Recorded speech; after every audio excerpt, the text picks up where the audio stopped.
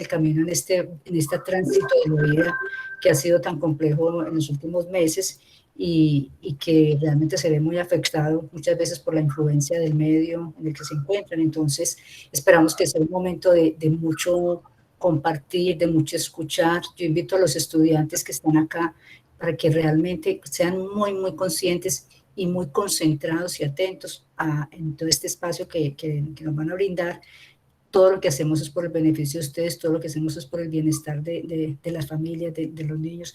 Recuerden que el tema de las adicciones es algo que ha existido en todas las generaciones y que si no lo tratamos a tiempo, ya hemos hablado en otras ocasiones, puede ser más difícil. No necesariamente yo tengo que tener una adicción porque esté acá, simplemente estoy acá porque puede que hoy no me esté pasando, pero en un futuro puedo estar expuesto a un espacio donde de alguna manera tenga que tomar una decisión. Recuerden que las decisiones son las que nos llevan a equivocarnos o a salir avante de una situación.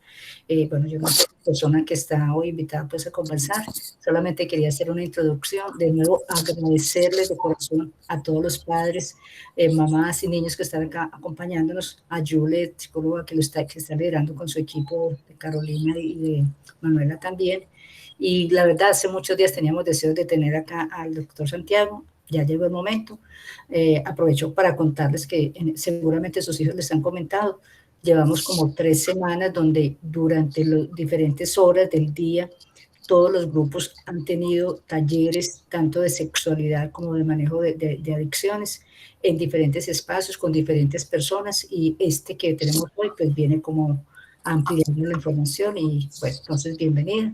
Bienvenidos todos y de nuevo muchas, muchas gracias por estarnos acompañando. Gracias, Nidia. Santi, déjame dar unos minuticos para saludarlos a todos. Feliz tarde a todos, bienvenidos por estar aquí. También le damos un agradecimiento muy, muy grande a SOPAF que nos ayudaron para que este espacio fuera posible. La verdad es un honor tener esta hora y media a Santiago entre nosotros. Entonces, los invitamos a aprovecharlo, a disfrutarlo bastante y no voy a quitar más tiempo. Somos todos tuyos, Santi. Muchas gracias. No, qué dicha. Me siento súper orgulloso de la invitación y espero estar a la altura de las expectativas. Honestamente, estas enfermedades y veo que tocan unos temas que a mí me apasionan, como son pues la parte de la sexualidad, yo diría el manejo del placer, que me parece que en las edades que ustedes están abordando, que es la adolescencia, la niñez y la adultez temprana, requiere un especial entrenamiento, sí, mucho más allá de la medicación o requiere un entrenamiento para los padres necesariamente en la detección de una posible enfermedad y para los jóvenes ante el riesgo que nos implica la sociedad actual.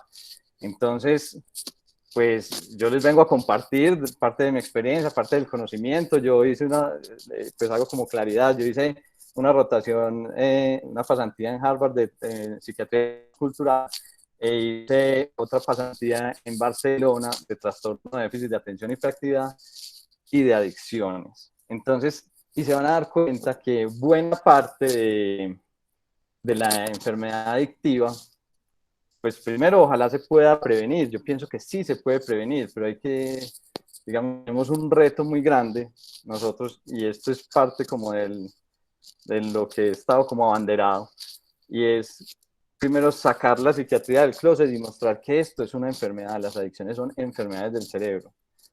Y para mí es muy importante que se detecte como enfermedad en un momento temprano y no que nos coja ventaja en un futuro, precisamente por el deterioro que puede causar. Entonces, a partir de ahí, pues yo generalmente en la consulta, muy al final de la consulta, les pregunto a los pacientes que si tienen alguna enfermedad del cerebro. Y fíjense que yo no utilizo la palabra mental, porque la diferencia precisamente de un psiquiatra a un psicólogo es que yo estudié medicina y como me especialicé en un órgano, que es el cerebro, pues mi función principal es detectar la enfermedad del cerebro. Y te digo, y les cuento a todos, que más o menos un 98% de las personas me responden, no, nosotros no tenemos una enfermedad del cerebro. Y ahí viene tal vez lo primero, que es aprender a detectar la enfermedad del cerebro. Entonces, yo me voy por dos situaciones fundamentales. Una es la evaluación de nosotros en nuestras familias. Generalmente, yo tengo que ser muy claro, yo soy paisa, pero pues Duque Ochoa, Restrepo Ramírez, o sea, no tengo de dónde escapar a esta sangre, y nosotros tuvimos unos antecedentes de endogamia, o sea, se mezclaron primos con primos, tíos, con familiares, y finalmente eso manifiesta un montón de cosas desde la genética. Y nosotros tenemos, ciertamente, y no somos exclusivamente los poseedores de esto, unos antecedentes orgánicos. Todos los seres humanos tenemos antecedentes orgánicos. Y aunque se ha buscado detectar desde la genética algunos factores que predisponen a la adicción, la mejor forma que yo he visto de rastrear una enfermedad, digamos, adictiva o una enfermedad del ánimo y del comportamiento es preguntarnos si en la familia ha habido un enfermo. Eso es fundamental. La detección de ese enfermo nos podría orientar sobre la carga biológica. En mi familia en particular había un alcohólico. Mi papá, médico, fue fumador. Y es muy importante eso que estoy diciendo, porque precisamente nosotros, en medio de la medicina, ahorita lo estamos viendo en la pandemia, hemos cometido errores y hemos dado instrucciones, a veces que no son las más adecuadas para el autocuidado. Sí, a veces aparece la cúrcuma para el cuidado del COVID, a veces aparece el jengibre para el cuidado del COVID, y a veces entramos en información y desinformación. Entonces, con mi papá me enseñó muchísimo, porque mi papá era adicto al cigarrillo, le costó trabajo dejarlo. Pero también no es el componente único genético el que nos puede traer a una adicción a nuestro hogar. Es el componente social. Y el componente social, en primera instancia, es la familia. Nosotros tenemos que evaluar cómo se va dando esa interacción familiar, esa formación, y cómo nosotros los adultos empezamos a validar algunos comportamientos que no son tan saludables. Si yo estoy hablando desde la enfermedad, por ejemplo, yo no quisiera entrar en un juicio moral, que eso me parece fundamental. Nosotros aquí estamos reunidos para cuidar la salud y evitar la presencia de enfermedad, en este caso en nuestro colegio, tal cual se hace, por ejemplo, con el COVID.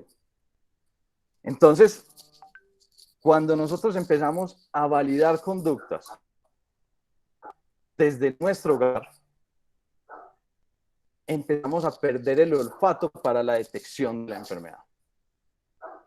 Entonces, por ejemplo, no es que él es una persona triste desde chiquito. Entonces ahí, por ejemplo, perdemos la oportunidad de detección de un paciente depresivo, o él es nervioso, un poco aprensivo desde pequeño. Y los niños también se enferman. ¿Y cómo resolvía, por ejemplo, nuestros hijos esa ansiedad, ese miedo? Se comía las uñas, se arrancaba el pelo, le daba una histeria, perdía el control. Entonces, a partir de ahí, empezamos a buscar patrones. Y empecemos a evaluar patrones en esta conferencia. Me parecería riquísimo, al final, buscar un escenario, porque lo interesante de estos espacios es que no necesariamente tenemos que estar enterados de quién hace la pregunta, sino compartamos desde nuestra experiencia y veamos qué podemos detectar tempranamente para que la enfermedad no cabalgue, no crezca, no aumente. Entonces, si nosotros como interacción, como familia, empezamos a detectar un niño nervioso, un niño triste, o un niño hiperactivo, o un niño que se opone a las normas, si nosotros en el colegio empezamos a detectar ese tipo de perfil también, podemos ir viendo algunos factores de riesgo que nos van a llevar a esa detección temprana de la edad. ¿Por qué hablo de la niñez con tanta con tanto ahínco, con tanto esfuerzo, es porque en ese momento ese entorno se limita, digamos, al colegio, a la casa, y no tiene tanto peso en el comportamiento del ser humano. Y así se manifiesta mucho más la biología. Entonces yo muchas veces, mientras voy explorando pacientes en mi consulta, vamos viendo que ellos de alguna forma me dicen: Santi, yo desde chiquito tenía esta tendencia. Yo desde chiquito me comía las uñas, yo desde chiquito era nervioso, tenía mucha ansiedad. Y la ventaja que podemos tener al momento de detectar estas conductas es poder modificarla basados en el apoyo de psicología, en el acompañamiento del trabajo social y empezar a generar fortalezas a partir de esas debilidades. Entonces, para mí es fundamental que el seguimiento, nosotros ahorita entiendo que estamos con los grupos de sexto a 12, pero también hay que estar alerta, y si nosotros tenemos hermanitos chiquitos, ¿cómo es ese comportamiento de los niños? Sí, y empezar a buscar la forma de resolver estos interrogantes. ¿Será que se está dando una enfermedad? ¿Será? Yo muchas veces les pregunto, porque muchas de esas enfermedades son heredadas directamente del padre o de la madre. Entonces, a partir de ahí, podemos evaluar y encontrar cierto patrón de comportamiento que se empieza a validar y que empieza a dar algunos riesgos asociados a esta adictiva.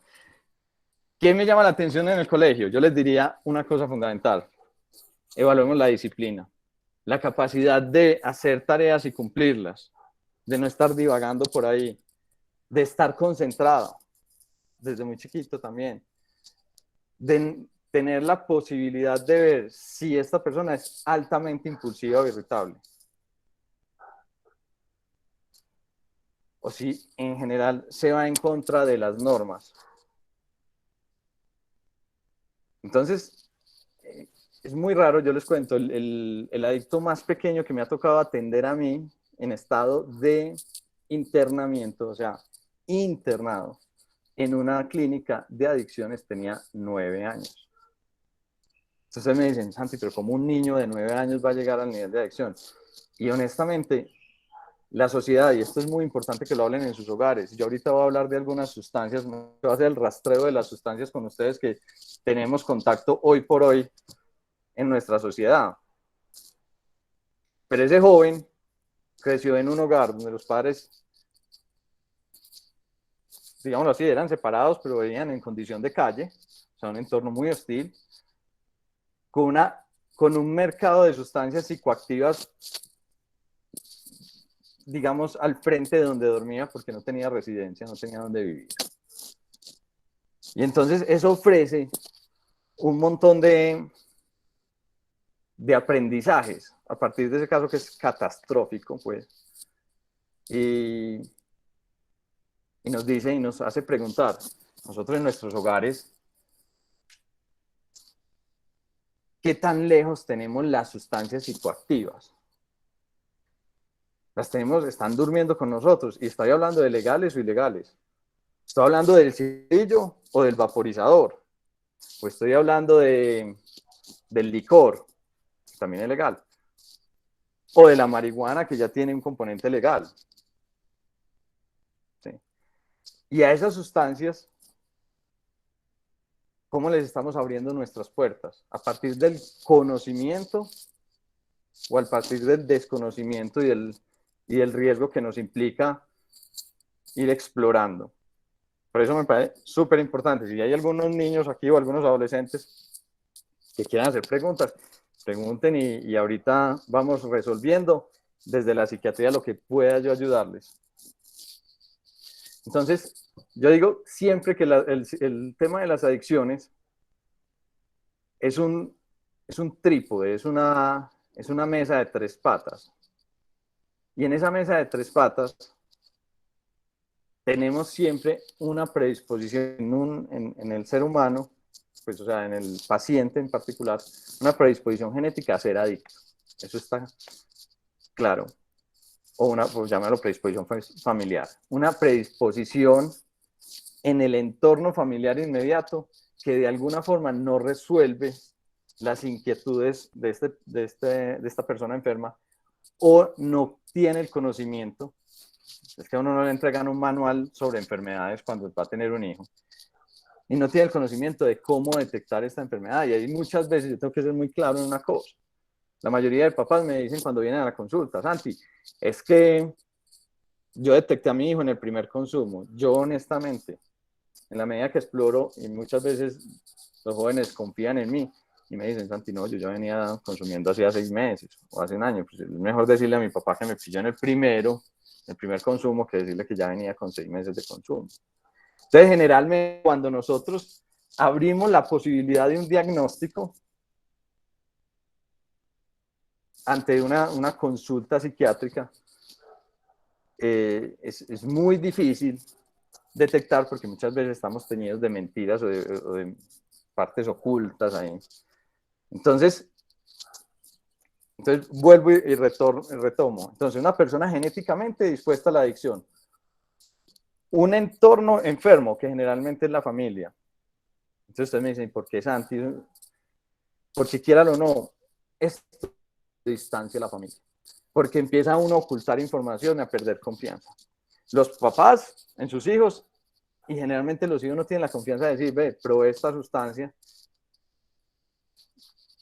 ¿qué me pudo haber pasado? O la quiero probar, me la ofrecieron y qué miedo, no sé. Y es entrar en ese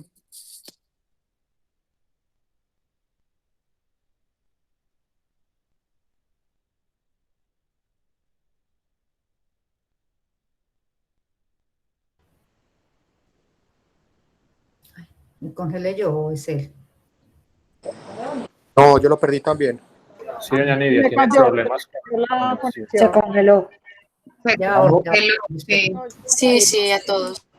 Vamos a darle un momentico para que él pueda regresar, por favor. Yulady, si tiene algo que agregar, bien pueda. Gracias, Cami. Lo que voy a agregar es que voy a intentar comunicarme con él. Vamos a darnos un momento. Ya regresó. Ya estamos Ya. preocupados. les cuento, Aprovecho, pues, Santi, aprovecho para pedirte un gran favor, y es que fíjate que tu micrófono roza mucho con tu ropa y entonces no es tan claro el mensaje. Va súper bien. Sí, bueno, no, sí. Gracias. Vale, voy a hacer todo lo posible para que no Gracias, pase. Leonardo. Es que ahorita intentamos insonorizar el micrófono y no fue posible, pero Mira. yo creo que vale la pena pues como la Sí, no, total. sugerencia. Y voy a intentar no Gracias, moverme Santi. tanto.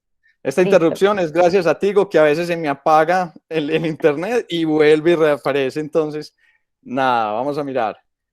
Entonces, les decía que la familia tiene que estar empezando a prepararse para estos tipos de información y aparecen entonces en la adolescencia algunas sustancias. Lo primero es una pregunta que me parece frecuente: ¿existe una predisposición genética al consumo de sustancias psicoactivas? Yo pienso que sí, y es real, y una predisposición familiar, y una predisposición que nos lleva a nosotros a contemplar eso. Y si me dicen, no, en mi familia nadie consumió, es fabuloso, pero a veces la predisposición a las adicciones no está relacionada al consumo de sustancias psicoactivas. Entonces abro el abanico al juego o la ludopatía, apuestas, casinos. Algunos pacientes me dicen, no, mi papá, hoy nomás me pasó eso, mi papá no consumía, pero nos abandonó. Y nos abandonó, ¿por qué? Porque tenía muchas mujeres. Eso es una adicción muchas veces al sexo. Y por eso me parece valioso ahorita que hablaban de las clases de educación sexual, es porque en este momento, en este instante donde ustedes están formando a estos jóvenes y ellos que nos están viendo se están formando, es el momento donde yo entreno al cerebro en una sola cosa, Y con esto probablemente se van a ahorrar cualquier consulta psiquiátrica relacionada en adicciones, que es lo que yo busco hoy en esta charla. Nosotros estamos aprendiendo a decir que no. Yo cuando tengo un paciente adicto en la consulta, lo empiezo a entrenar con 20 años de diferencia, con 15 años de diferencia, con 10 años de diferencia, pero con mucha disfuncionalidad en una sola cosa, en aprender a decir que no. Entonces me dicen, no, pero es que mucha gente consume. Vea, ese error de hablar de que mucha gente consume, ese error ya lo vivimos nosotros. Y lo vivieron mis papás. ¿Y por qué? Porque las sustancias psicoactivas adictivas están presentes desde hace mucho tiempo. Para mí es una forma de esclavitud. Ellos no vienen a ofrecerles a ustedes libertad, de hecho los están esclavizando. De hecho, muchas veces están haciendo un daño y lo que buscan es, mientras más joven el cliente, más tiempo me va a durar en el consumo. Y les voy a dar otra noticia, más daño voy a generar. Entonces, la sociedad que nos tocó a nosotros, o la sociedad que le tocó a mi papá, hablemos de mi papá, le tocó licor y cigarrillo. Él quedó adicto al cigarrillo, al licor no. Con el tiempo fue pasando y fue evolucionando, o involucionando diría yo, la sociedad y empezó a presentar otras sustancias psicoactivas adictivas. En mi época era licor, cigarrillo, marihuana, cocaína o bazuco, pues, o pasta básica de coca. Eran los que yo más o menos veía. De pronto, uno oía hablar de la heroína o de los opiáceos. Entonces, vale, pero eran un nivel diferente. Y de hecho en esta época, porque pues a mí me tocó vivir en Medellín, que era lleno de violencia. Una de las razones por las que yo no quería consumir es porque eso es combustible de la violencia. Y es un combustible de la violencia a nivel familiar, porque eso deteriora familias y deteriora comportamientos en la familia, como a nivel social. Y hoy por hoy todavía pasamos por ese mal momento histórico. Colombia no ha aprendido, nosotros no hemos aprendido. Y cada vez la lección es más dolorosa. Entonces, a mí me parece muy importante, primero evaluar, entonces lo familiar, y después evaluar lo social. ¿Qué sustancias vemos hoy en día? Obviamente, licor, cigarrillo, y cigarrillo en diversos mecanismos para aspirar nicotina, o ya también incluyen otras sustancias como cannabis o CBD, que es la parte como médica, que yo todavía no considero que sea médica, de la marihuana. Pienso que hay mucho que aprender. Entonces ustedes me dirán, Santi, pero eso ya está demostrado, la ciencia está hablando de esa parte médica de la marihuana desde hace rato. Sí, es que yo no le puedo dejar de reconocer lo bueno a mi enemigo. Y mi enemigo produce tranquilidad. Y mi enemigo es un analgésico. Y mi enemigo produce sueño y resuelve el tema del sueño. Pero mi enemigo también produce alucinaciones. Y también deteriora la impulsividad y nos vuelve más impulsivos y nos vuelve más irritables. Y mi enemigo nos pone a pelear en la casa. Entonces, para nosotros, ustedes me dicen, no, pucha, Santi, pero entonces,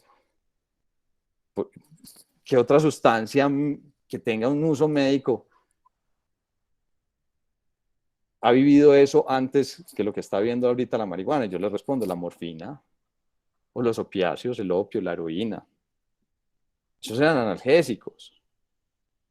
Lo que pasa es que empezaron a ser mal utilizados. Y yo les digo a muchos de mis pacientes, Santi, es que yo estoy usando medicinalmente la marihuana. Yo les digo, hombre, ¿te lo manda un médico? No. ¿Te lo manda un jíbaro? Sí, lo compré un jíbaro. Ah, bueno. Entonces, si te lo va a mandar un médico con uso medicinal, que sea un médico, respetemos pues, entonces las guías de la medicina. Y se vale. Sacol, pegantes, benzodiazepinas, ribotril, clonazepam, lorazepam, alprazolam, todo eso se utilizaba en algún momento para resolver problemas del sueño. Pero también está el éxtasis, el Molly, MD, TuCB, Cristal, que también son sustancias relacionadas a las anfetaminas y metanfetaminas.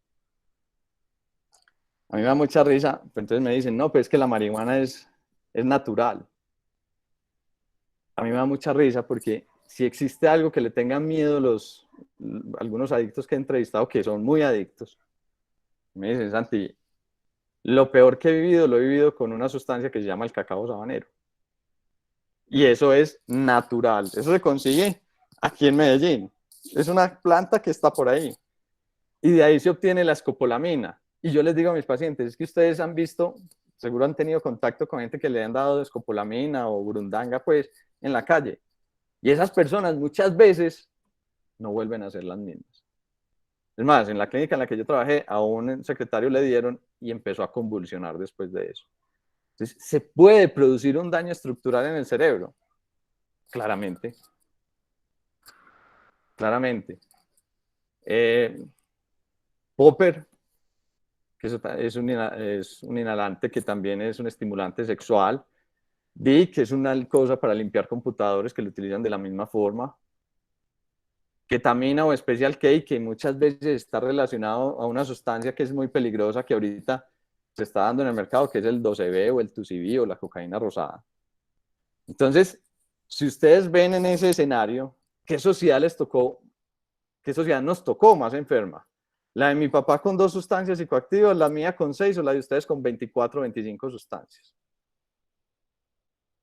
Entonces todos nosotros, pues yo no quiero, para nada quiero parecer cantaletoso, pero si vas a consumir, tienes que medir el riesgo. Y una de las cosas que yo digo, y yo no prohíbo, y a mí me da risa porque los papás me dicen, usted no les va a decir nada. Les digo, ¿quiere consumir? Asuma las consecuencias.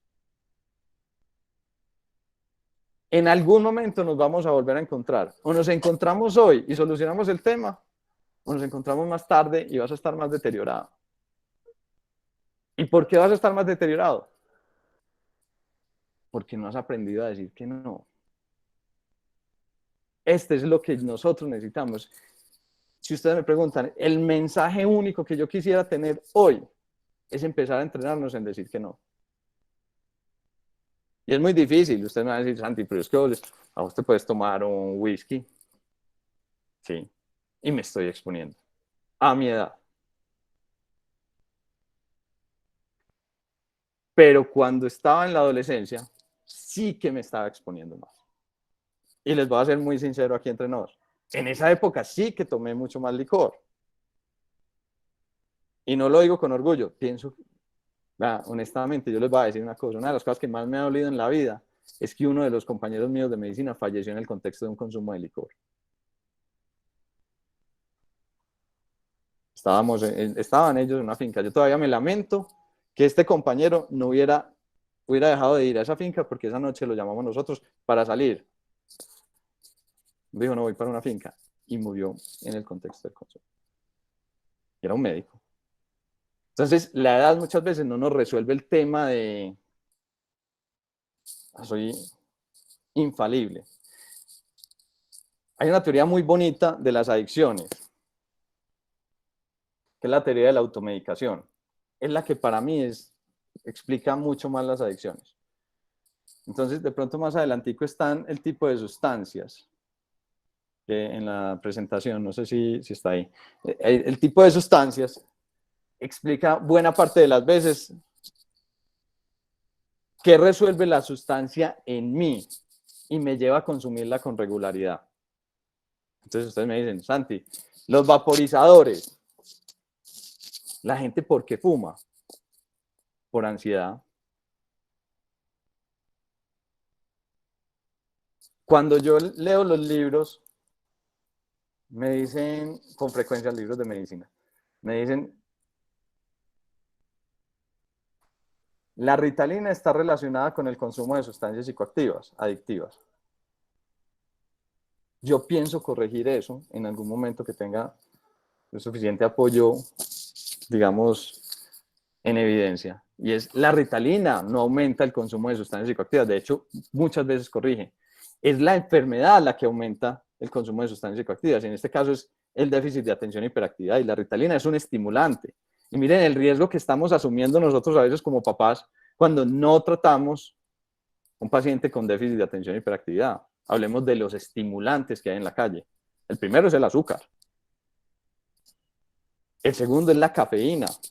De los dos somos ricos aquí en Colombia. Y el tercero que es muy presente es la cocaína.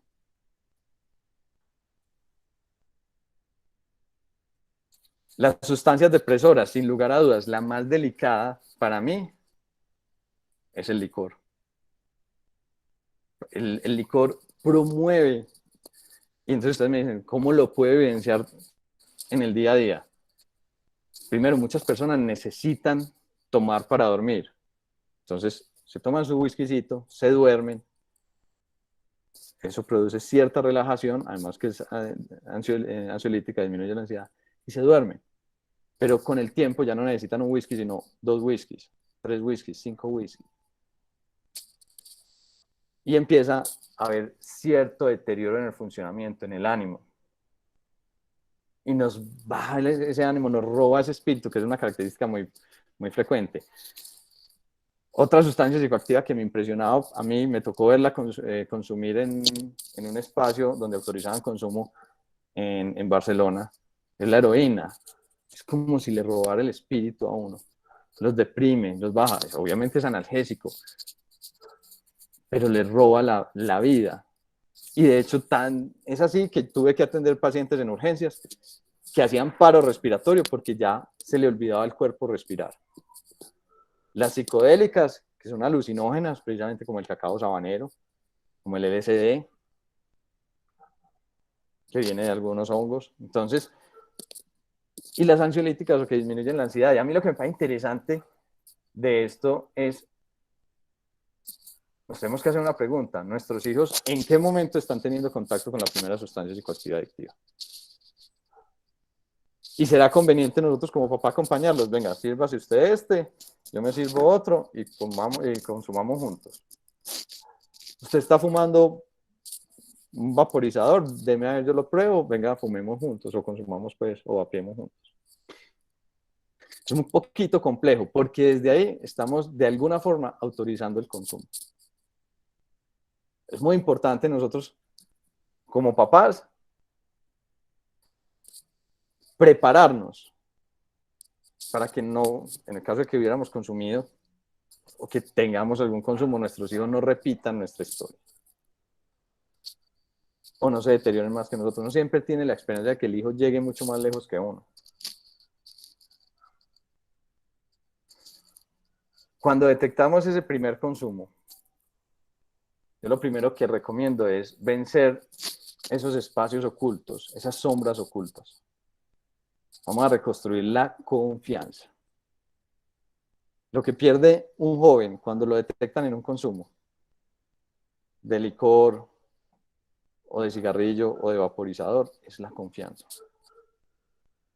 Es empezar a vivir en ese cuarto oscuro y muchas veces entonces dicen, no, pues es que nosotros merecemos privacidad. La pregunta es, ¿estás demostrando la capacidad de administrar esa privacidad? ¿Estás demostrando que tener la madurez suficiente para enfrentar los riesgos que propone una sociedad? Entonces, la idea mía es vencer esos espacios. ¿Y cómo se vence? Con comunicación, lenguaje. Y no es necesariamente hacer el señalamiento, venga, ¿usted por qué consumió? No. Sentémonos, evaluemos, no es un regaño. Vamos a conocer qué pasó, por qué te llamó la atención, qué estás resolviendo. Saboreemos esa emoción, tramitemos esa emoción. ¿Qué querías demostrar? ¿Qué querías demostrarle a los otros? ¿Qué estás ocultando con ese vaso de licor al frente en una fiesta? Es un miedo, o con ese cigarrillo, con ese vaporizador. El vaporizador ahorita está muy frecuente, muy evidente. Y entonces, y muchos pacientes ni siquiera saben qué están consumiendo. Entonces existen vaporizadores con un porcentaje altísimo de nicotina, entre 30 y 50%. Entonces, un cigarrillo que puede tener un 3.5% de nicotina, un 5%. Cuando ellos aspiran una sola vez un vaporizador con un 50%, es como si estuvieran metiendo 10 cigarrillos a la boca y aspirándolos profundamente. Entonces, siempre preguntarse qué está resolviendo. Si estoy consumiendo tanta comida, ¿por qué estoy resolviendo? Estoy resolviendo también una ansiedad. Estoy buscando estar activo a través de, no sé, el azúcar. Pues, es una opción. Entonces, ojo con el momento vital, y a ustedes les tocó un reto mucho más grande. Es que este momento es mucho más fuerte que otros. O sea, en pandemia sí que ha aumentado la ansiedad. Y yo lo puedo entender. Los padres tienen un reto muy particular hoy. Muchos se les ha bajado el trabajo. Muchos han perdido muchísimo dinero. Otros tienen enfermedades asociadas a esta situación, entonces hacen depresión. Y no me puedo dejar detectar que estoy deprimido en el trabajo y no puedo dejar detectar que estoy ansioso en el trabajo. Y no tengo los recursos. Entonces sería muy interesante también como papás vincular a los hijos y hacerlos parte de este proyecto de vamos a avanzar y vamos a dejar esta situación que nos está atacando, que es la pandemia y todo esto. Ya vimos el mercado, hay muchos más estilos de consumo. Los vaporizadores, por ejemplo, ofrecen toda clase de formas, colores, sabores. Eso está diseñado para conquistar, para que sepa rico. Yo he encontrado bibliografía relacionada al consumo, por ejemplo, de vaporizadores, y la mayoría de gente piensa, así como en la legalización de la marihuana, que la marihuana no produce daño, y sí que lo produce. Los vaporizadores producen daño. Y el daño es crónico, pero muchas personas están predispuestas a un daño mayor. Y ese daño es una inflamación a nivel del pulmón y es una inflamación a nivel de la circulación pulmonar y puede afectar otras áreas de la circulación. Entonces ustedes me dicen, pues no, es que una vapeadita a mí no me implica ningún riesgo. Sí que puede afectar. Puede afectar una parte desde la biología de un cuerpo que se está desarrollando. Pero desde el cerebro, ¿qué está pasando? Como les decía, en ese momento de la adolescencia, que nos están ofreciendo más sustancias psicoactivas, se está dando una cosa muy bacana que se llama la poda neuronal, y es poner bonito, cortar bonito las neuronas, ponerlas. Y en esa poda neuronal aprendemos muchas cosas. Aprendemos a controlar los impulsos. De niño podíamos ser impulsivos, pero adolescentes tenemos que empezar a controlar esos impulsos. Y no dejarnos llevar muchas veces por el placer, o por el disfrute, También tenemos que ver que eso de alguna forma también, más allá, disminuye la capacidad de reflexionar y la impulsividad. No vemos necesariamente las pérdidas de entrada. Y entonces, y es mucho más grave a sustancias mucho más fuertes. Entonces ustedes me dicen, la cocaína, por ejemplo. La cocaína hoy por hoy, en el consultorio mío y cuando trabajaba en Carisma, que es un hospital muy grande aquí de adicciones, estamos teniendo contacto a los 13, 14 años. Y ustedes me dicen, no, Santi, pues nosotros tenemos cierto poder adquisitivo. Créanme que el mercado, eso es un negocio. Y lo que busca es esclavizar esa parte de la sociedad. Entonces, y aparece el 2CB, el 12B, y lo grave del 2CB, por ejemplo, que son las metanfetaminas, es que muchas veces viene mezclado con un depresor del sistema nervioso central que lo utilizamos nosotros en anestesia, que se llama ketamina. Pero cuando no se consigue ketamina en Colombia, ¿qué se consigue similar en Colombia a muy buen precio? Y es la heroína. Entonces, ¿y qué me tocó a mí? Atender a un joven que muchas veces, que esa vez le pasaron una sustancia que había comprado, no sabía qué era, e hizo un paro respiratorio. Afortunadamente estaba a una cuadra de la clínica. Entonces muchas veces no sabemos ni siquiera qué estamos consumiendo y a qué nos estamos exponiendo. Afortunadamente sospechamos de consumo, se le puso un antídoto y salió, pero duró 3 días en unidad de cuidados intensivos. Es una circunstancia muy importante. Ahorita mencionaban en la pregunta, había una pregunta, y los hábitos adictivos, esos sí que son difíciles de detectar. Entonces me dicen, ¿por qué, Santi? Es que se vuelven del día a día. Por ejemplo, comer en exceso. El comer implica un placer y una incapacidad para decir que no. Es que ya estoy lleno. No tengo que seguir sintiendo placer. ¿Sí? Las pantallas, hoy por hoy, gracias a eso, estamos todos reunidos aquí. Pero ¿qué tanto de las pantallas nos están aportando en el día a día laboral y estudiantil, pues a nivel laboral y estudiantil? ¿Y qué tanto es simplemente un consumo de algo que nos da placer y simplemente nos está robando el tiempo?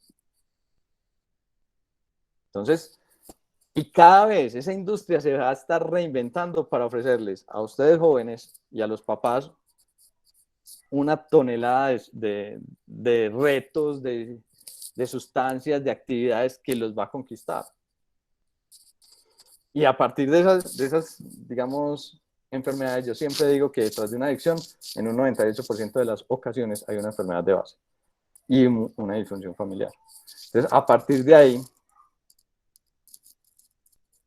¿cómo vamos a enfrentar esa sociedad? ¿Cómo nos vamos a preparar?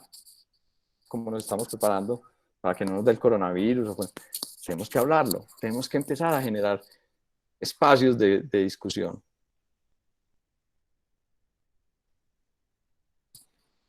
Entonces, en la medida en que vamos creciendo y vamos generando esas estrategias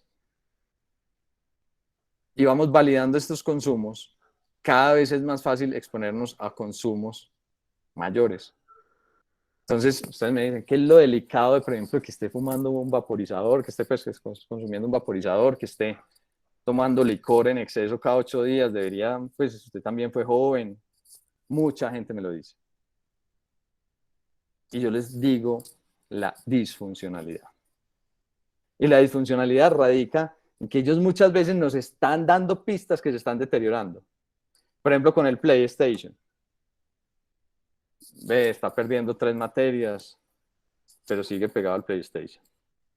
Ve, pero no está cumpliendo las responsabilidades en la casa, te voy a quitar el PlayStation. Está con sobrepeso, no hace ejercicio, permanece en la cama. Eso es disfuncionalidad. Y yo siempre detecto, yo siempre hablo de 5 esferas que son muy importantes a la hora de hablar de adicciones. Porque cuando yo consulto, cuando me consultan mejor, en el espacio pues de intimidad propio de un consultorio, yo les digo, ¿vos te crees adicto a alguna sustancia? Todos me dicen que no. Tienen que estar en la inmunda, pues, para decir, oiga, yo sí soy adicto, necesito ayuda. Entonces, estas 5 esferas me ayudan a decirle, venga, siéntese y evaluemos si está deteriorado en alguna de estas esferas. Me dice, ¿por qué, Santi? La primera, que conmueve mucho, es la salud. Si a mí me da, por ejemplo, una enfermedad pulmonar obstructiva crónica por el cigarrillo o por el vaporizador, o me estoy ahogando, me está dando una sinusitis relacionada a este consumo, ya se me estoy deteriorando desde la salud. O si me da un infarto. Si, por ejemplo, tengo una cirrosis o estoy con varices esofágicas y no hago vomitar sangre por el consumo de licor. Eso ya es muy grande, pero puede pasar. He tenido pacientes de 18 años con eso.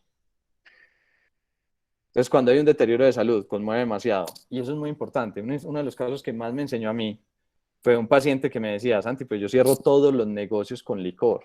Cada 8 días me tomo 2 copas. ¿Por qué me estás tratando de adicto? 2 copas. Y yo le dije, porque ya hay daño en el hígado. Si te tomas esas 2 copas, las enzimas hepáticas te están haciendo un daño brutal. Están demostrando un daño brutal. Y si seguís tomando esas 2 copas cada 8 días, entonces no es la cantidad ni la frecuencia. Si yo con el consumo de licor o con el consumo de vaporizador empiezo a afectar el asma que tengo de base, ya ahí empieza a haber un deterioro. Es lo disfuncional. Y eso sí, entonces me dicen, pero es que mi abuelito fumaba más. no manifestó la enfermedad, pero vos sí. Entonces, ojo pues, afectación de la salud, afectación de la familia. Está ocultando información, roba para consumir.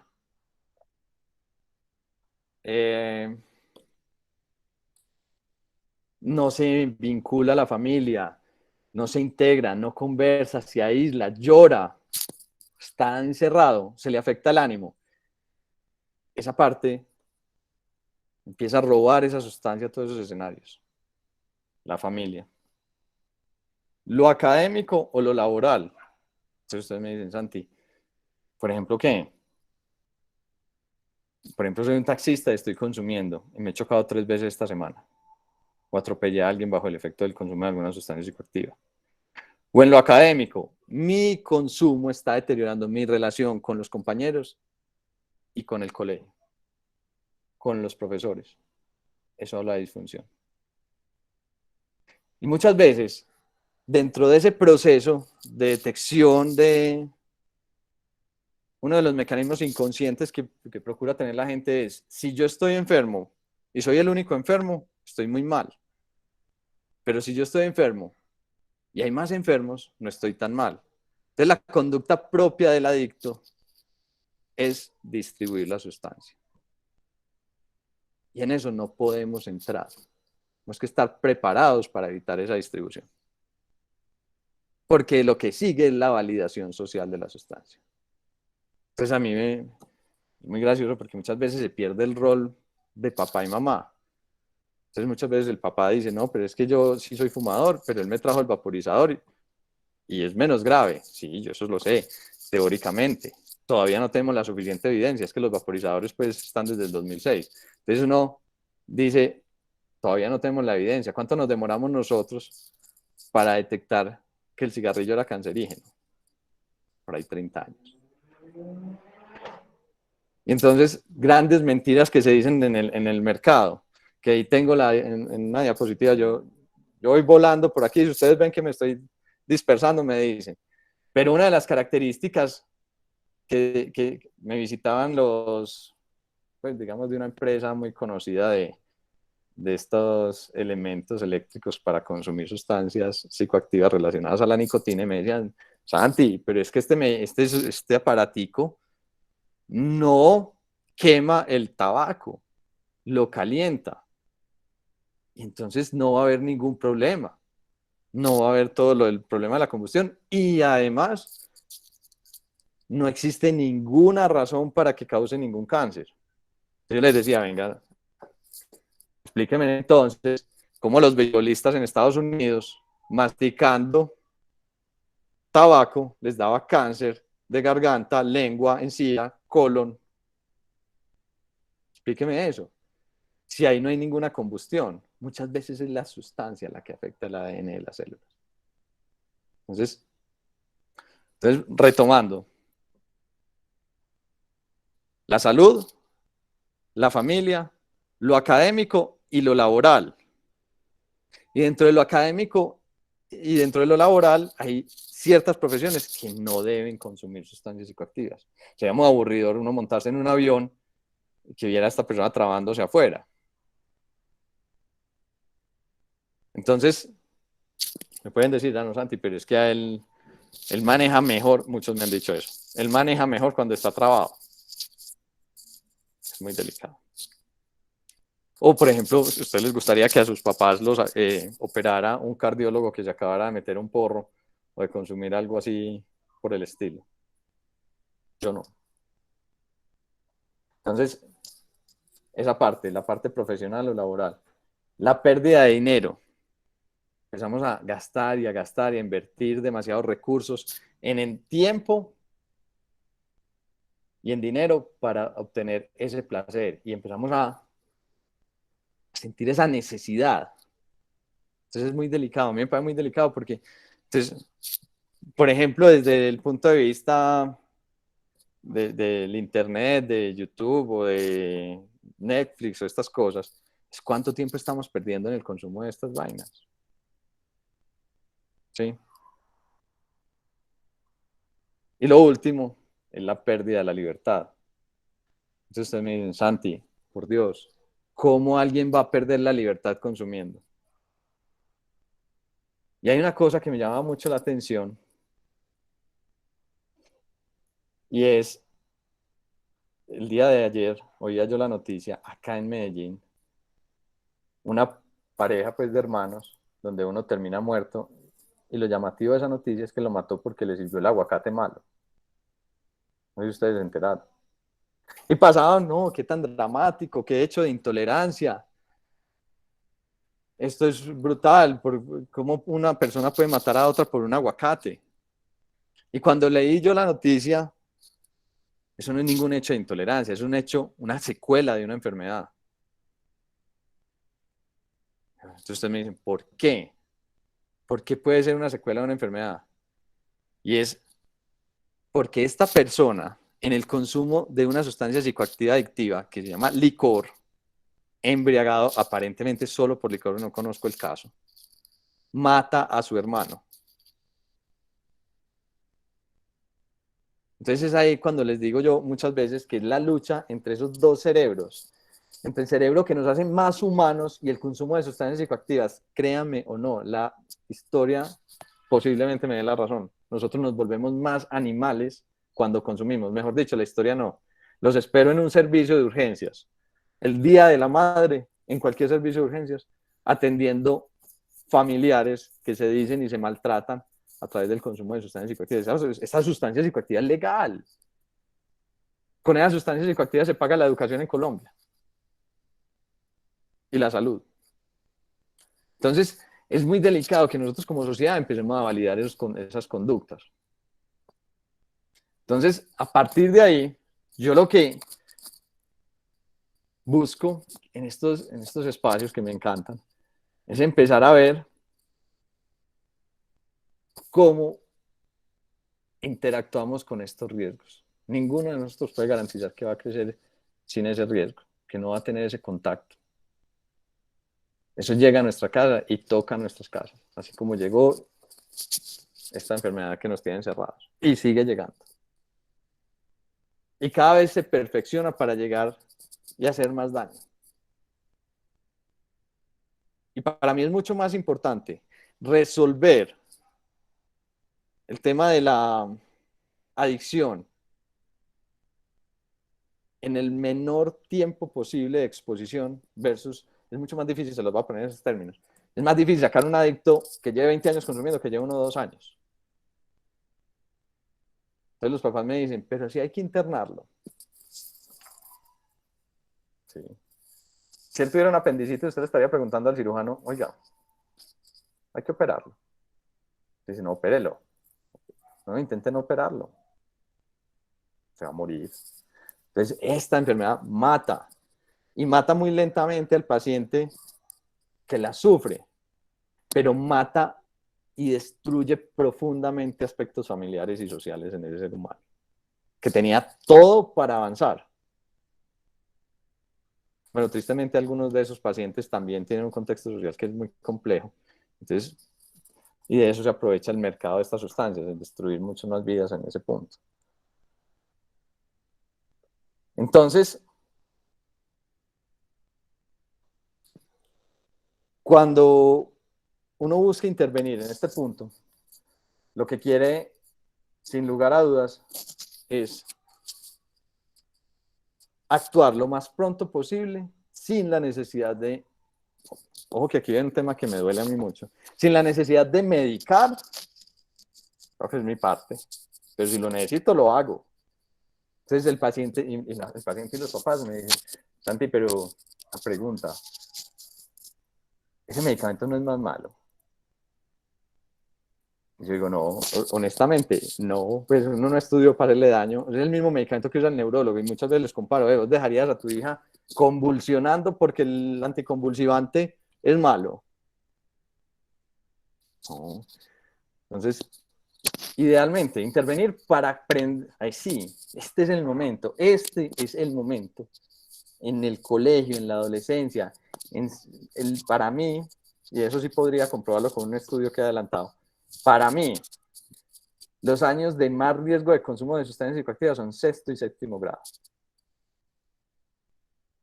Ese es el punto. Y si es posible un poquitico quinto de primaria o cuarto, empezar a prevenir eso, empezar a generar confianza en las familias y hablar de frente de esto y expresar. En estos escenarios nos están ofreciendo. En estos escenarios no podemos confiar a nuestros hijos.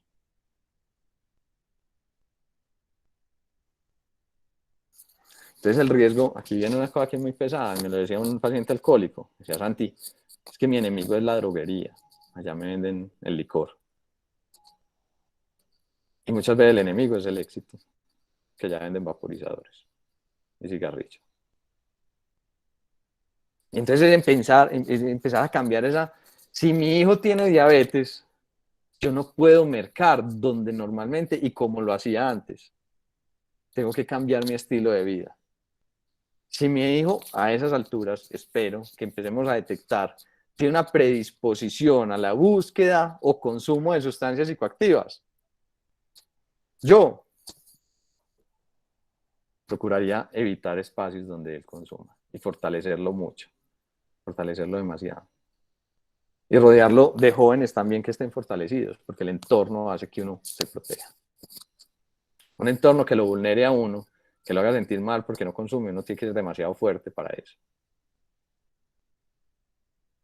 Entonces quitemos la moralidad. Es que los adictos no son malas personas. Para que me entiendan este comentario que les acabo de hacer, les voy a decir una cosa tan sencilla como esta.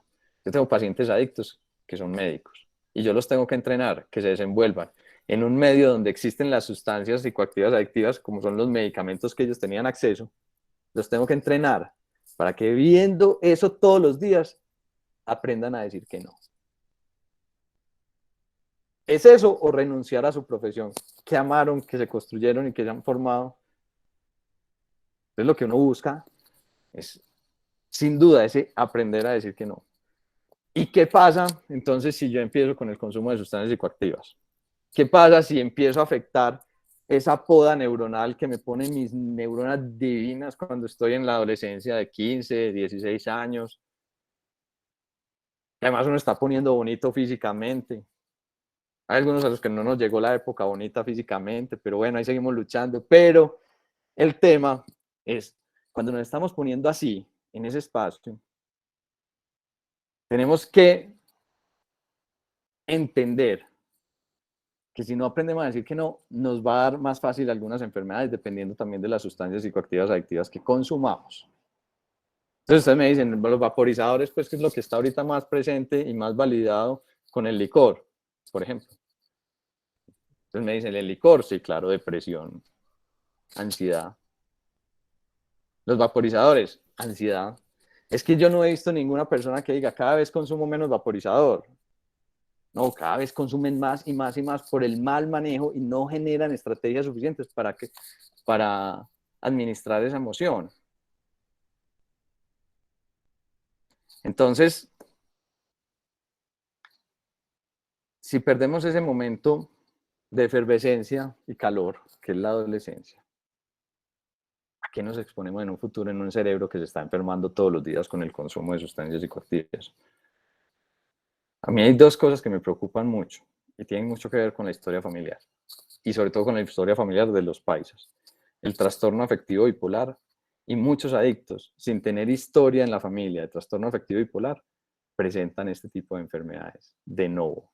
No había nadie en la familia y de repente hacen unas manías y unas exaltaciones del ánimo, no duermen, son irritables, son bravos y pasan semanas así y de repente una tristeza brutal que los devasta, ya se quieren morir y muchos de ellos sufren esa enfermedad y la padecen. Entonces es muy, muy importante eso. Y otra que sería una catástrofe que también me toca, y me ha tocado tristemente verla, y es la esquizofrenia. Entonces ahí sí tengo que decir una cosa que me llama mucho la atención. A ustedes les van a seguir exponiendo y les van a seguir llevando las sustancias psicoactivas. No hay ningún jíbaro que te va a decir, ve, mira, si consumís esto y te quedas alucinando toda tu vida, entonces te vas a volver esquizofrénico. ¿Quieres comprarla? Eso se lo advierte a uno un médico. Ah, pero es que yo he estado leyendo, las probabilidades son individuales, de acuerdo a la genética de cada quien y a la exposición y al daño cerebral que puedan tener. Entonces hay casos muy tristes como pacientes que salen a la excursión de último año o se van de intercambio y se exponen al consumo. Y de repente vienen con cuadros muy bizarros del ánimo, del comportamiento. Cuadros donde afectan el día a día familiar, donde alucinan y donde no encuentran paz y tranquilidad. Y muchos me dicen, no, pero es que es un mal viaje. No, pues un mal viaje no dura 6 meses. Estás con una enfermedad, con un criterio diagnóstico muy severo de una enfermedad gravísima que te va a deteriorar el resto de la vida. Entonces va a ser más agrio todavía, porque muchos pacientes me lo dicen, no, entonces ¿en qué momento podría yo consumir? Porque yo quiero probar algún día. Yo les voy a responder esa pregunta. Mientras más viejo, mejor. Entonces, ojalá en el lecho de muerte, porque entonces les digo, ay, sí, póngale morfina pues para que no sufra. Y dicen, sí, sí me entendés. Pero si ustedes me preguntan, el ideal es no consumir. Es muy complejo. Porque uno no sabe en qué momento esa puerta queda abierta. Esa situación va a llevarnos a una pérdida de control. Hay una situación muy compleja que no quiero dejar pasar por alto. Uno de los temas de detección temprana, hay varios, a mí me encanta estos escenarios porque la detección temprana muchas veces se da en el colegio y hay que prender las alarmas como se deben prender. Es como cuando abusan a un niño. Hay que prender las alarmas sin miedo. ¿Cierto? Entonces, y esa detección temprana no se puede minimizar. Pero hay otro escenario donde también se detectan consumos tempranos y muchos papás creen que son buenos papás si oculto las pérdidas. La razón por la que un adicto deja el consumo es por las pérdidas. Acuérdense, pérdida de la salud, pérdida del trabajo de la familia, o pérdida académica, pérdida de dinero, o pérdida de la libertad, como el que mató al hermano por el aguacate. Entonces me dicen, Santi, vení, es que volví a tomar y le quitaron el pase, ¿qué podemos hacer? Voy a irme a juicio contra el tránsito. Les digo, ¿cómo que? Déjelo perder. Si no, la pérdida va a ser mayor más adelante. Este es el indicativo que ya tenemos que hacer un tratamiento mucho más fuerte. Entonces no va a poder manejar por 2 años. Tomó una elección, no asumió la enfermedad como era y tuvo una complicación de esa enfermedad. Entonces, voy a ser súper agrio con esta apreciación. Aminorar las pérdidas no te hace buen papá. Y todos hemos caído en ese huevo. Todos. Entonces, ese es un escenario súper frecuente y todos tenemos la negación. Ninguno quiere tener un adicto en la casa. Ninguno quiere ir al psiquiatra, pero yo les diría, vayan al psiquiatra, es una experiencia fabulosa, la recomiendo. Y ojalá un psiquiatra que genere mucha empatía con ustedes. Pero ese escenario de ir al psiquiatra, de evaluar, y a mí muchas veces mis pacientes me dicen, Santi, entonces no me vas a medicar. No, vamos a observar si existe la enfermedad. Vamos a evaluar. Vamos a darle un manejo. Es que el manejo expectante en medicina se da. Pasa todos los días hoy por hoy con el COVID. Miremos a ver cómo está saturando, vigilémoslo y tal. Ya, y cuando veamos el deterioro, que el paciente tenga la confianza. Y esto es con el equipo de psicología que me parece fabuloso que ustedes tienen ahí. Es generar el espacio de confianza para que esta persona nos busque y nos diga, estoy muy comprometido, estoy deteriorando. Entonces, en estos días me llamó una psicóloga con la que yo trabajo mucho. Me dijo, Santi, les dije a unos papás que tenían que ir al psiquiatra, me insultaron y se fueron del consultorio. Entonces, yo lo pongo en otro escenario. Usted, persona que se dedica en atención prehospitalaria o tiene un problema o tiene una óptica y es un optómetra y detecta un daño del ojo y le dice, ve, te va a remitir donde el oftalmólogo o te va a remitir donde el ortopedista. Usted como papá se levantaría de la mesa de la silla y le diría, venga, yo me voy a llevar a mi hijo. Me está insultando a mi hijo. Simplemente porque lo está remitiendo al especialista médico para que observe desde una forma biológica la enfermedad. Entonces es muy importante, me parece que hay que empezar a vencer esos mitos y esos... Entonces, en ese escenario, habíamos hablado y quería hablar de los vaporizadores y el licor, que tal vez son los que más frecuentemente están en nuestros colegios.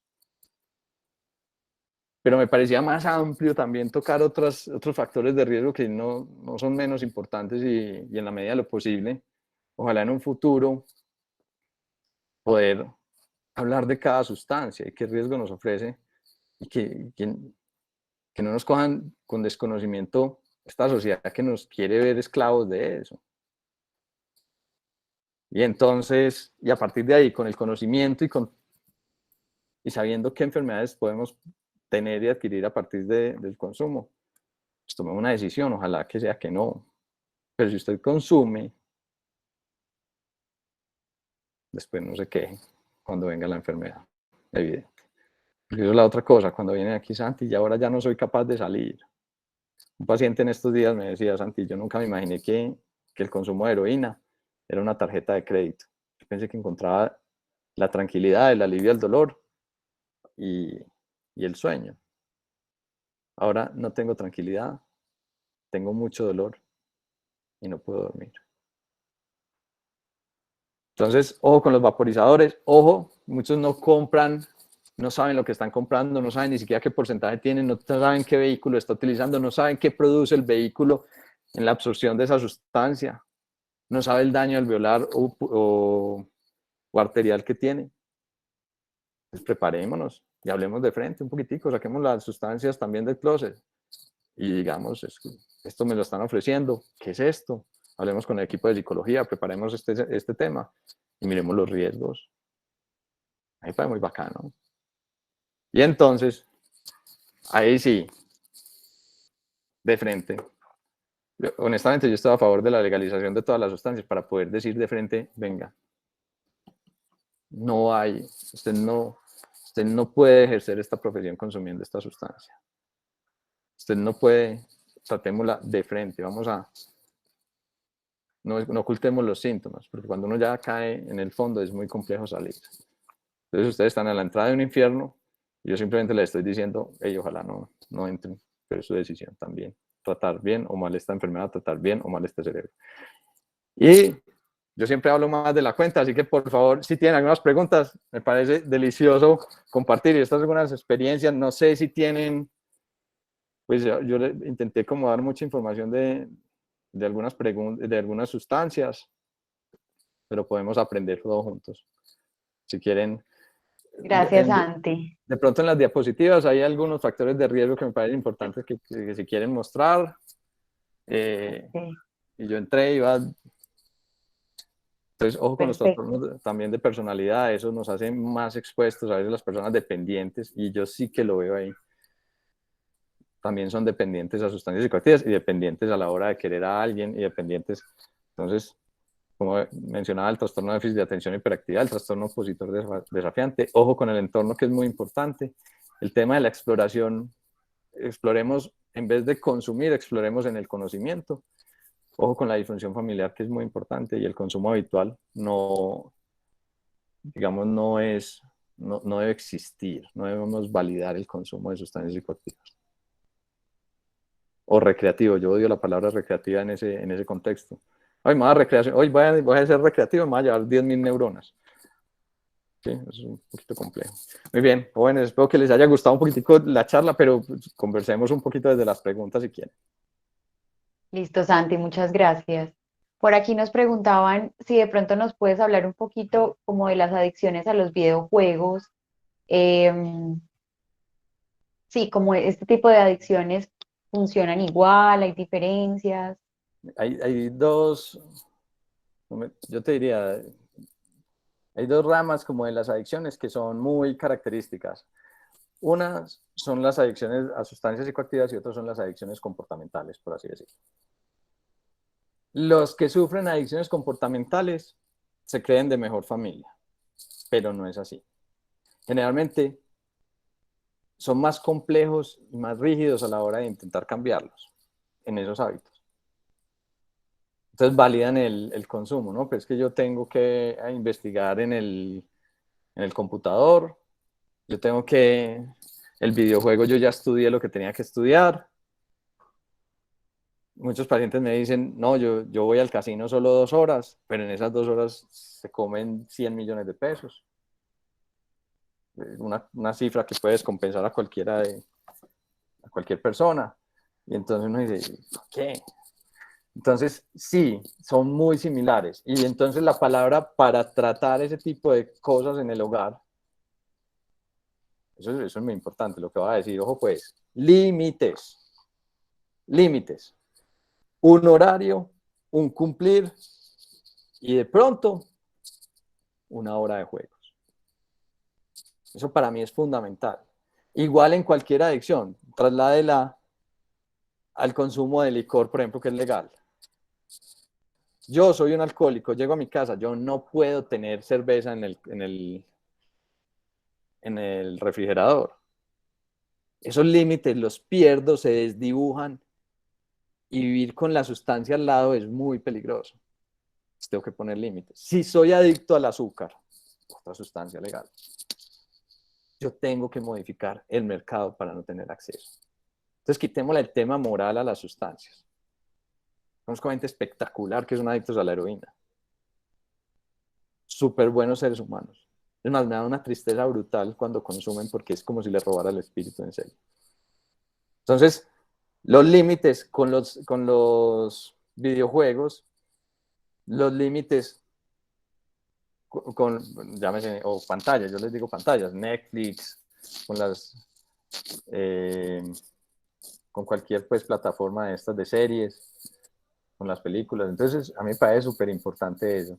Si quieren, y no se vuelve cansón, yo les digo, sí, es mejor ser cansón a esa edad que ser cansón a los 20, 22 años, que tu hijo se puede abandonar el hogar y puede afectar demasiado su vida porque no recibió esa instrucción. O también muchas veces cuando consumen y se afecta la interacción con el otro, son demasiado impulsivos. Entonces el típico adicto que tiene problemas cuando va al estadio y se pone a pelear con otros de la misma barra o de otras barras y probablemente termine con problemas legales muy, muy severos. Entonces es muy importante.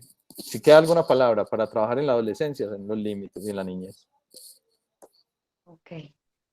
Por aquí nos preguntan si tú crees que en Medellín, Colombia, la cantidad de drogas y oferta es mayor que en otras ciudades, ya que lo nombras como que en Colombia es bastante, pues como pesada estas cosas. Sí, tristemente nosotros tenemos pues unos índices de consumo súper altos y tristemente muy económicos. Entonces, y honestamente, como no pagan impuestos, es mucho más barato a veces conseguir una sustancia psicoactiva dura, como la heroína o la cocaína, o más fuerte, por así decirlo yo, que, por ejemplo, un cigarrillo. O es más. Entonces, y tristemente la oferta es muy próxima, entonces, y lo vemos en el compromiso social que existe hoy por hoy en Colombia. Entonces uno dice, el Cauca, ¿por qué está con la problemática que está? Es que el consumo está la producción está muy elevada por ahí, porque Cali está como está. Y los pacientes me dicen, Santi, Cali, nosotros podemos conseguir lo que queramos. Y Medellín, tristemente, tenemos. Entonces, en ese escenario nosotros no tenemos la potestad de cambiar. Tenemos la potestad de protegernos. Entonces, lo que yo busco en estos espacios es protejamos nuestra pequeña sociedad, nuestra familia. Pero es muy agrio porque para mí es tan importante la marihuana, la cocaína, el bazuco, el sacol es legal, pues sí, como el licor. Y ustedes no se imaginan la cantidad de sustancias psicoactivas, la cantidad de licor que yo he estado atendiendo a través de la pandemia. Los alcohólicos que no se habían dado cuenta que son alcohólicos. y que empiezan a disminuir su productividad laboral y que empiezan a necesitar consumir para dormir y que empiezan a engordar brutalmente por el consumo de 2 o 3 cervezas diarias o un cuartico de aguardiente. Entonces, eso es muy importante, muy, muy importante. Sí me parece que nosotros tenemos un reto mayor y honestamente creo que también estamos pagando con muertos nuestro aprendizaje. ¿Cómo rodear al adolescente de ese ambiente más seguro cuando salen a sus reuniones con amigos y la gran mayoría consume licor, vaporizadores?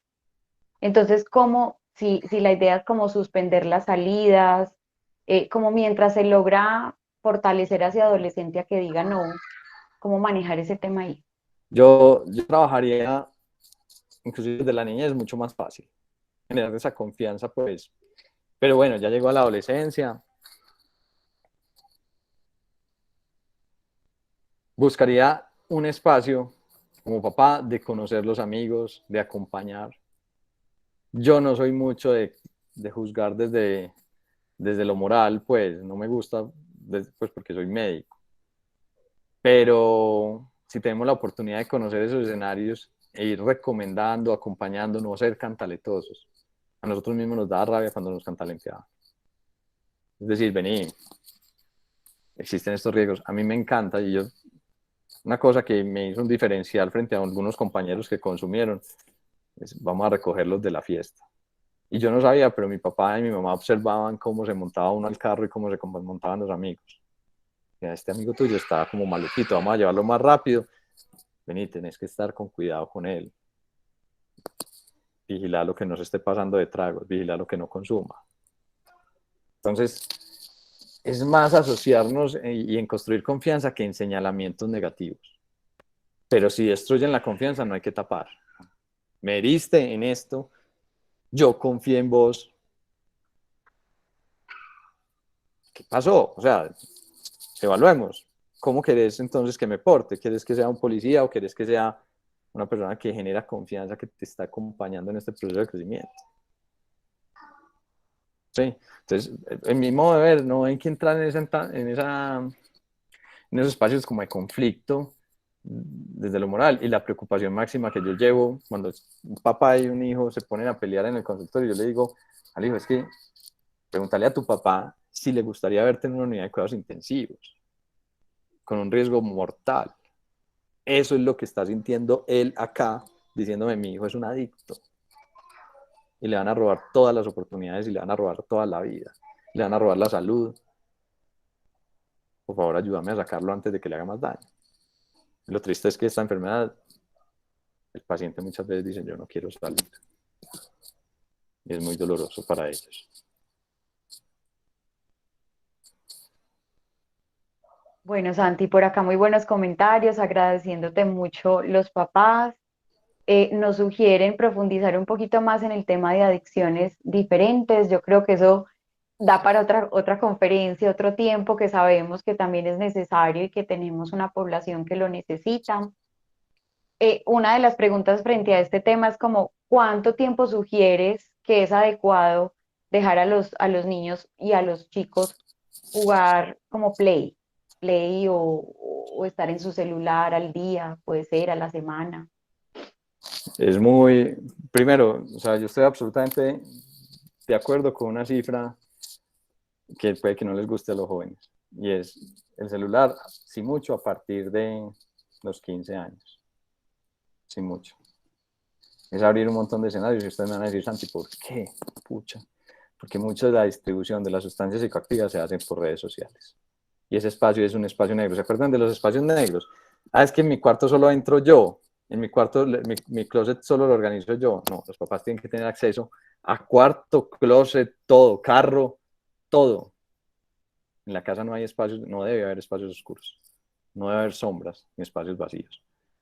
Y el celular es uno de los espacios más frecuentemente utilizados pues, por los jóvenes. Y va a ser muy agrio lo que va a decir, pero si no demuestra responsabilidad con el uso del celular, entonces cómprele una flechita de estas que solo salen y entran llamadas y no más. No tener responsabilidad. Poner límites. Eso es una cosa. La otra cosa es que yo diría, por ejemplo, en China, es que no se puede generalizar. Hay pacientes que administran muy bien 1 hora y hay pacientes que administran muy bien 2 horas. Yo sería en particular, o mi recomendación, pues, sería esa, 1 hora, 2 horas máximo. Inclusive 3 horas me parece exagerado. ¿Por qué? Entonces pensémoslo desde otro punto de vista. Le estoy dando 1 hora, 2 horas, 3 horas que no estoy con mi familia, no estoy conversando, preparemos los alimentos, hablemos de otras cosas. Estoy perdiendo tiempo de interacción. Lo que ustedes me han oído hablar aquí de la comunicación como mecanismo de protección. Entonces estaría yo contradiciéndome si les dijera, no, utilicen 3 horas como el gobierno chino. Les diría, mientras sea 1 hora, 2 horas y después hablemos, preparemos la comida. La simbología de esa unión me parece súper bacana, súper importante. Y es esa cercanía, no es esa cercanía que uno es como intrusivo. Ahora sí, presénteme a sus amigos. No, no, no. Ganemos los espacios de la casa y después de ganarnos los espacios de la casa, ahí sí vamos por el resto. Listo, Santi, me llega por aquí una pregunta al interno. Ahorita de pronto alcanzaste a responder algo de esto y es cómo fortalecer la confianza. Pero aquí nos hablan de otra pregunta. Si ya se ha quebrantado como esa confianza y se ha detectado que el círculo de amigos consume y tiene excesos, entonces, ¿qué se puede hacer? ¿Será que es prudente aislarlo de ese grupo? Aún de pronto ese adolescente no sabe decir que no. Entonces, ¿qué recomendarías ahí? Llevémoslo al contexto médico. Si una persona se está deteriorando desde el punto de vista de salud, si estoy con una gripa y me va a dar una neumonía, yo lo tengo que aislar. Para mí es necesario aislar, porque el entorno enferma. Entonces no es lo mismo tener un paciente con una neumonía en Santa Elena que una neumonía en Cartagena. Entonces hay que aislarlo y hay que protegerlo. Ah, es que es muy incómodo. Sí, total. Pregúntale a un paciente hospitalizado si no está incómodo. O un paciente incapacitado en la casa si no está incómodo. Que no pueda levantarse, que no pueda. Sí, el aislamiento es necesario. Vigilar los factores de riesgo del deterioro. Cuando la confianza, eso sí es un reto para ellos, para mí, para todos. Cuando la confianza se ha debilitado, yo siempre recomiendo generar el espacio, porque ustedes no imaginan cuántas veces me ha tocado a mí sentir, o sea, cuando ustedes me hacen esa pregunta, es como cuántos pacientes me han defraudado yo dándoles las confianzas. Entonces me dicen, Santiago, ¿no te cansas? Yo sí me canso, pues obviamente, pero yo digo, si no soy yo, ¿quién le va a ayudar? Si yo no soy papá, ¿quién le va a ayudar? Y sigamos. Y uno dice, otra vez recayó, volvamos a arrancar. Otra vez recayó, volvamos a arrancar. Y esta enfermedad tiene una particularidad. Cuando se presenta, ojo con lo que voy a decir, cuando se presenta es crónica, no se cura. Yo he visto pacientes que después de 25 años han recaído en la sustancia. Recurrente, tratable, no curable. ¿Se cura solo? Sí, se evita. Entonces es muy complejo. Entonces, y toca uno. Entonces, cuando un paciente, yo tengo un paciente que ya viene solo 1 vez al año, pues les digo, es que es bueno ir al psiquiatra, es una nota. También me dice, Santi, llevo 22 años sin consumir. Y entonces, ¿qué hago yo en una consulta que un tipo me está dando una cátedra de no consumir 22 años? Evalúo riesgos. ¿Cómo estás en lo económico? ¿Cómo estás con tu señora? ¿Los hijos cómo van? Ojo con la fiesta de diciembre de la empresa. Esa es una de las visitas más frecuentes de él, es diciembre. Diciembre es un riesgo, entonces me visiten, pero esa es la confianza. Y eso es lo que yo quiero que busquen los papás con los hijos.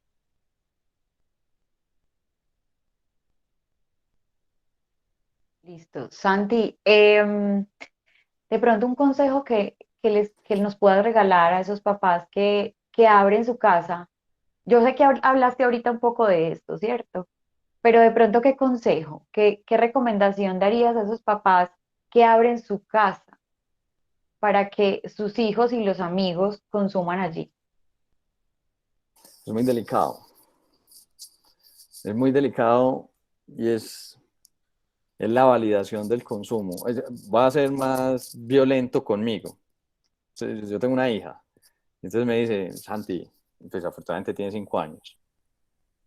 Vos le vas a, cuando ella tenga edad de salir, vos le vas a dar el primer trago. Si usted me lo pregunta, yo le digo no, yo evitaría que tomara. Pero yo sé a veces lo que es la presión social sobre eso. Entonces, yo lo que haría es desmotivar el consumo. Vamos a hacer una cosa, unas actividades diferentes, vamos a hacer que la diversión no se relacione con el consumo. Tenemos que ser más creativos, que puedes ir al Carulla y comprar 5 garrafas de aguardiente. A ti hay que haber algo más creativo que eso. Y es ahí donde me cuestiono. Entonces ustedes me van a decir, Santi, pucha, te va a ver en 10 años con ella aprendiendo a bailar bachata, no sé lo que sea. Sí, espero tener la energía para eso. O riéndonos, o haciendo disfraces, o molestando. Sí, se puede pasar rico sin consumo. Y eso es lo que finalmente estamos evaluando. Y tenemos que ser más creativos, tenemos que ser más papás. Entonces, eso sería el escenario. Desmotivarlo. Sabemos, muchos me dicen, no, entonces yo prefiero darle cerveza. Yo no tengo ningún juicio, ni desde lo médico, ni desde lo moral, decirle no lo haga. Pero siempre es desmotivar el consumo. No es ahí, sentémonos aquí. Y me pasa súper frecuentemente. Entonces me decía un paciente muy complejo, con consumos de unas sustancias y prácticas muy adictivas. Me decía, pero yo qué puedo hacer si cuando busco a mi mamá todas las tardes se toma 2 copas de vino. Y si me quiero sentar a hablar con ella, es a tomar vino con ella. Y el vino pasa con mucha frecuencia que el que abre la puerta de los otros consumos es el licor. Entonces me dice, me pongo mucho más ansioso, no quiero ver a mi mamá. Entonces ustedes me dicen, viene una pregunta muy tesa. Dicen a ti, entonces a veces te ha tocado sacar personas de la casa porque el factor de riesgo son los papás. Y yo les tengo que decir que sí. Entonces a explorar abuelas, tíos, comunidades terapéuticas. Hay gente que llega a dormir más tranquila a la comunidad terapéutica que la casa. Entonces es muy doloroso. Pero no sé si abarqué la pregunta. O sea, lo que pasa es que ustedes me abren escenarios y yo empiezo a hablar aquí. Quedémonos hasta las 9. Es una pregunta muy amplia y muy valiosa. Entonces sí, ser más creativos a la hora de buscar un placer, un disfrute, sin lugar a dudas. Y también, pues, tener la capacidad de detección temprana y desmotivar el consumo. Yo creo que esta que viene, Santi, está un poquito relacionada a lo último que estabas hablando y es como si los niños, hay niños que crecen viendo a sus papás tomando los fines de semana o en vacaciones en las fincas o en la casa con sus amigos, pues los amigos de los papás, ¿qué dirías ahí? ¿Qué nos puedes aconsejar? La verdad es que no quiero parecer moralista, pues. Entonces, ahí qué evaluaría. Cuando me llevan los papás a un pelado y me cuentan esa historia, no, pero es que nosotros íbamos a consumir licor cada fin de semana. Yo muchas veces les digo, vení, si tu hijo es adicto, como lo que estoy sospechando, pongámoslo en un contexto médico. Si tu hijo es diabético y vos vas a hacer una torta cada fin de semana, no es muy duro para él saber que no puede probar de esa torta.